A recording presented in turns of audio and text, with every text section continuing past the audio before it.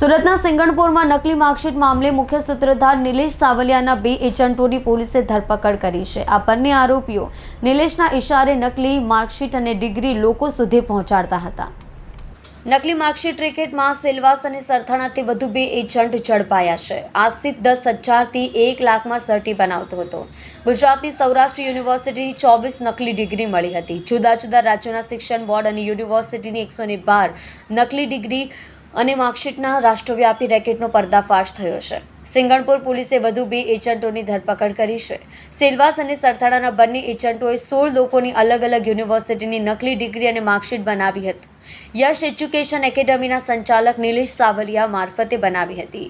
Kangen વોટરનો વેપાર કરતા આસિફ અબ્દુલ જીવાણીની ધરપકડ કરવામાં આવી છે। સરથાણા ખાતે સ્માર્ટ જર્મન ઇન્સ્ટિટ્યૂટ ચલાવતા કેતન શૈલેષ જેઠવાનીની ધરપકડ કરવામાં આવી છે। બંનેની ઓફિસ પરથી લેપટોપ સહિતના સામાન જપ્ત કર્યો છે। લેપટોપ અને કોમ્પ્યુટરના ડેટામાં કેટલીક એન્ટ્રીઓ મળી હોવાનું જાણવા મળ્યું છે, જેના પરથી પોલીસે આવા નકલી સર્ટિફિકેટ કોને બનાવી આપ્યા તેની માહિતી મેળવી આગળની તપાસ હાથ ધરશે।